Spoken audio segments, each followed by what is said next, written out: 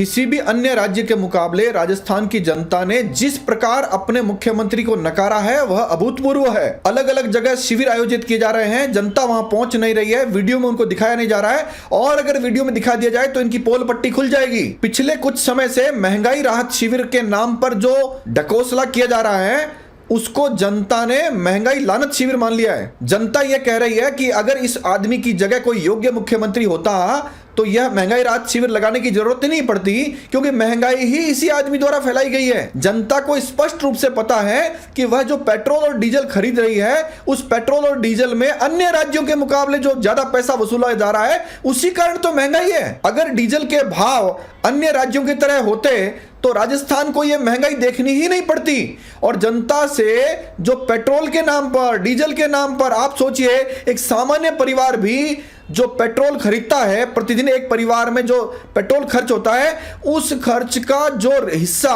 अन्य राज्यों के मुकाबले राजस्थान में ज्यादा लिया जा रहा है, वह हिस्सा जोड़े तो भी 4.5 साल में लाखों रुपए एक एक परिवार से ले चुके हैं, और आने वाले 6 महीने में भी यही काम जारी रहने वाला है। इस प्रकार एक परिवार से लाखों रुपए लूट कर 5-10 रुपए की राहत दिखाने का झूठा जो प्रोपेगेंडा है वह जनता समझ चुकी है। आप बताइए, मुख्यमंत्री कह रहे हैं कि मुझे शिविरों से पता चला कि एक गलत टैक्स लगाया जा रहा है। किस बात के वित्त मंत्री, किस बात के मुख्यमंत्री? जिनको यही पता नहीं है उनको 3 महीने पहले पता चला कि जनता पिछले कई वर्षों से लूट रही है। इसका मतलब यह है कि मुख्यमंत्री को सब कुछ पता है, केवल जनता को बरगलाने का काम किया जा रहा है। किसी भी राज्य में जब डीजल के भाव बढ़ते हैं तो घर में आने वाला प्रत्येक सामान, चाहे वो माचिस ही क्यों ना हो, इसके अलावा आटा, दाल, कोई भी सामान जो है वह हमको अन्य राज्यों के मुकाबले महंगा मिलेगा। मैं केवल बात चंडीगढ़ या गोवा की नहीं कर रहा हूं, मैं पड़ोसी राज्य हमारे यहां पर हरियाणा, उत्तर प्रदेश, गुजरात, आप जाइए, राजस्थान में हर एक सामान उन राज्यों से ज्यादा महंगा मिलता है।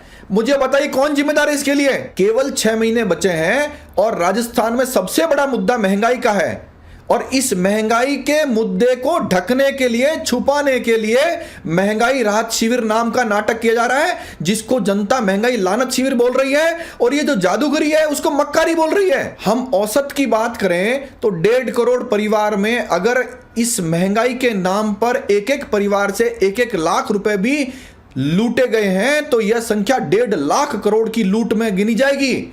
और 1.5 लाख करोड़ लूट कर 2-5 रुपए की राहत देने का जो नाटक है वो जनता समझ चुकी है। जनता से लूटा गया पैसा भ्रष्टाचार की भेंट चढ़ाया जा चुका है। अलग अलग स्कीमों के नाम पर यहां पर सबसे ज्यादा लूट हर एक जगह पर हो रही है। कमीशन की बात करें तो आप किसी भी विभाग के कर्मचारी और अगर आपका अधिकारी जानकार है तो उससे पूछिए कि राजस्थान में कितने प्रतिशत कमीशन लिया जा रहा है। चाहे बात सड़क की हो, चाहे बात नाली की हो, चाहे वो अन्य किसी ठेके की बात हो, कितना प्रतिशत कमीशन लिया जा रहा है।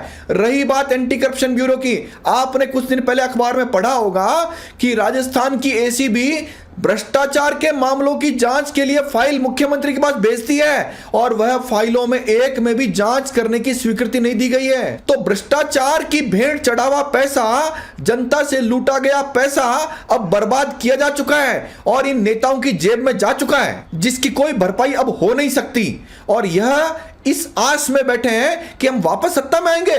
क्या जनता को ये इतना मूर्ख समझते हैं? हो सकता है ये बात इनकी वैभव गहलोत समझ जाए, लेकिन अब जनता इस बात को कतई नहीं मानेगी, क्योंकि जनता मूर्ख नहीं है। 4-4.5 साल पहले अगर कोई राजस्थान में योग्य मुख्यमंत्री बनता तो जनता के पास ये 3 बातें नहीं होती। राजस्थान आज उन 3 बातों से, जिसमें सबसे बड़ा महंगाई, दूसरा भ्रष्टाचार, तीसरा बेरोजगारी, और ये जो तीनों मुद्दे हैं आज विकराल रूप ले चुके हैं। आप आरपीएससी की बात करिए अथवा अन्य संस्थाओं की बात करिए, चाहे पेपर लीक की बात करिए, बेरोजगार ठगा हुआ महसूस कर रहा है। भ्रष्टाचार के नाम पर जांच नहीं करने दी जा रही है एसीबी को, और खुलेआम भ्रष्टाचार का धंधा चल रहा है, और महंगाई तो फैलाई ही मुख्यमंत्री द्वारा गई है। जिस हाथ की सफाई को अब तक कुछ लोग जादूगरी बताते आए हैं, जनता ने उसको मक्कारी समझ लिया है।